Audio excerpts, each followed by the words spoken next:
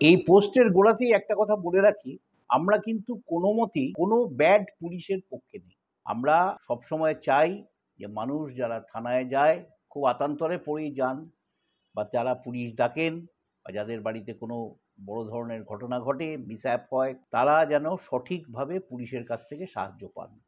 অনেক ক্ষেত্রেই তারা পান না, এটা খুবই সত্যি কথা। তবে যে পুলিশরা খারাপ, সে পুলিশদের একটা কিন্তু অংশ খারাপ, সব পুলিশ কিন্তু খারাপ নয়। আমি যখন সাংবাদিকতা করেছি ফুল সুইংয়ে, তখন আমি কিন্তু পুলিশের পান থেকে চুন খসলে তাদের ছেড়ে দিতাম না।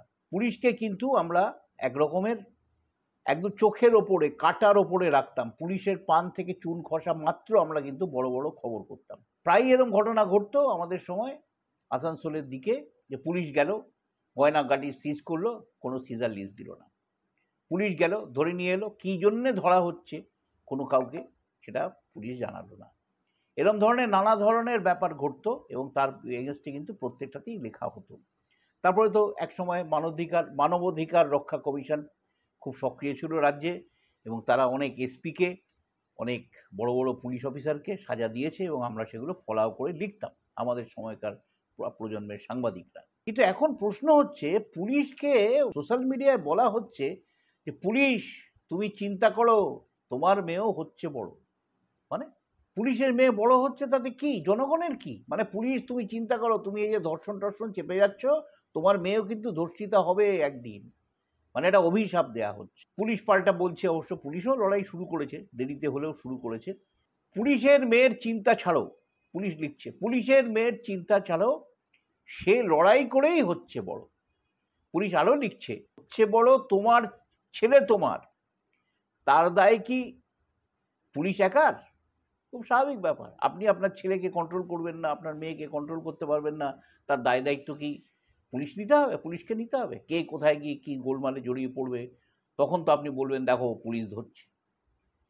কিন্তু এখন যেটা উদ্বেগজনক পরিস্থিতি, পুলিশের বিরুদ্ধে এই যে লাগাতার বিক্ষোভ, এই যে সংগ্রাম, পুলিশের বিরুদ্ধে এই যে ঘৃণা, এর সঙ্গে সঙ্গে কিন্তু এটা ধীরে ধীরে কিন্তু চলে আসছে পুলিশের পরিবারের লোকজনদের ওপর। আমরা দুটি ঘটনার কথাই এই মুহূর্তে বলবো, আরও অনেক ঘটনা আছে, সেগুলো হয়তো আমি এক্ষুনি বলছি না। সামান্য দুটি ঘটনার কথা বলবো, আরও অনেক কদর্য ব্যাপার আছে। সেই ঘটনা দুটি হচ্ছে এই যে, একটি ক্লাস 5-এর মেয়ে, তার বাবা পুলিশ, সে কয়েকদিন স্কুলে যেতে পারেনি অসুস্থতার কারণে, গিয়ে তার বান্ধবীর কাছে বলেছে আমাকে নোটস টোটসগুলো দে, স্যারেরা যা পড়িয়েছেন টড়িয়েছেন। সে মেয়েটি পরিষ্কার ডিনাই করেছে, বলেছে না তোর বাবা পুলিশ, আমি তোকে নোটস দেবো না। এই যে মেয়েটি যে নোট দিতে চায়নি, তার অভিভাবকরা তাকে রীতিমতো বকাঝকা করেছে, তা সত্ত্বেও কিন্তু সে কোনো নোট দেয়নি, বলেছে না ওর বাবা পুলিশ, ওর বাবা খারাপ, আমি নোট দেবো না।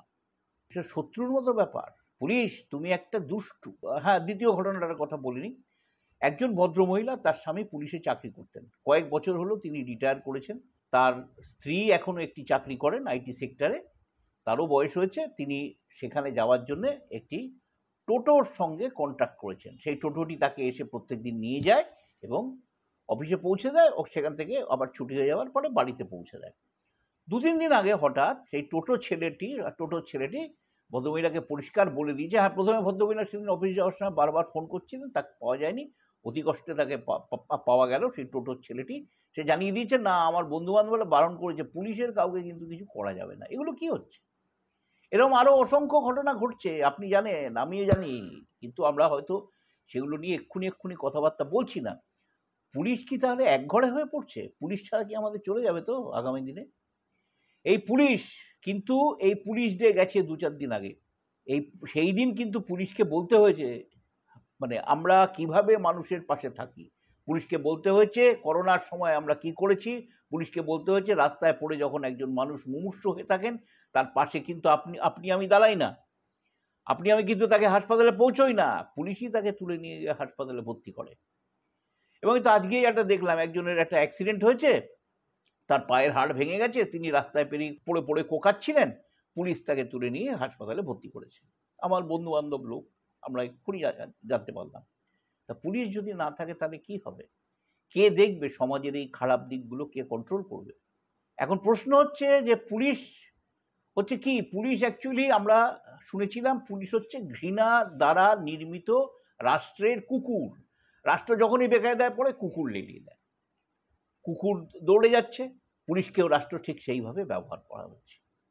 এবং সে বাম আমলে যখন সেই ট্রাম ভাড়া 2 পয়সা বাড়ার জন্য ট্রাম বাস পুড়িয়ে দেওয়া হচ্ছিল, সে সময় একটি স্লোগান বেরিয়েছিল, পুলিশ তুমি যতই মারো, মানে পুলিশ এগুলো কন্ট্রোল করার জন্য যখন মারধর করছিল, লাঠি চালাচ্ছিল, তখন বলা হচ্ছিল পুলিশ তুমি যতই মারো মাইনে তোমার 112। এখন আবার নতুন স্লোগান হচ্ছে, পুলিশ চটি চাটলে এত, মাইনে তোমার বাড়লো কত। চিন্তা করে দেখো কি ধরনের অপমানজনক কথাবার্তা। এরপরে যদি পুলিশ ডিমোরালাইজ হয়ে পড়ে, বাংলাদেশের মতো যদি পুলিশ থানা ছেড়ে চলে যায়, তাহলে কি হবে? বাংলাদেশে কি হয়েছিল? পুলিশ থানা ছেড়ে চলে যাওয়ার পরে কি হয়েছিল? বিশৃঙ্খলার মানে চূড়ান্ত বহিঃপ্রকাশ ঘটেছিল। কি যে ঘটেছিল সেই কদিনের মধ্যে আমরা সবটা এখনো জানি না। কত লোকের ওপর হামলা হয়েছিল, কত মহিলার মানে সম্মান বহিষ্কৃত হয়েছিল, সব খবর কিন্তু আমরা এখনো পাইনি। তাহলে কি হবে? কাল যদি পুলিশ থানা ছেড়ে চলে যায় যে আমার বাড়ির পরিবারের নিরাপত্তা বিঘ্নিত, তখন কি হবে?